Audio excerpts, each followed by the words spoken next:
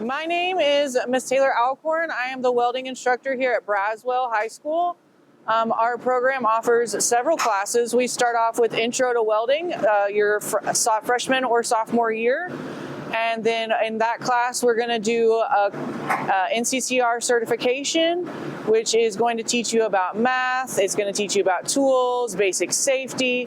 And then we're going to move on from there. We're going to start learning about oxy-fuel.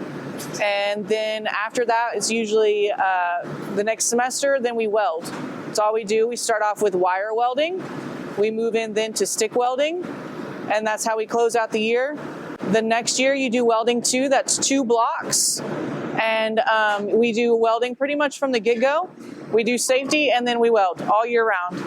And then after you complete that class, you would go to welding 2 at Legrone, in which you would learn different processes of welding, including the ones you had already learned on top of TIG welding and flux core welding. What's really great about welding is there's a lot of job opportunities once you graduate. There's not enough people to weld for how many jobs that are out in the world.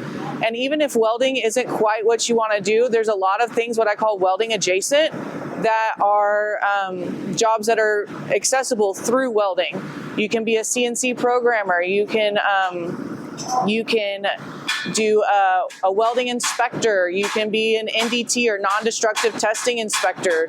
You can be just all kinds of things that lead into this career, and they all make really good money. That's something that's really unique. The trades have a really low amount of people coming in and a lot of people leaving because they're aging out. So there's a lot of opportunity and a lot of money to be had in any kind of trades, but especially welding. My name's Aiden.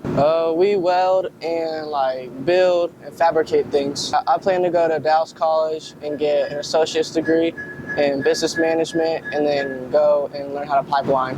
This is a Bengal Spotlight.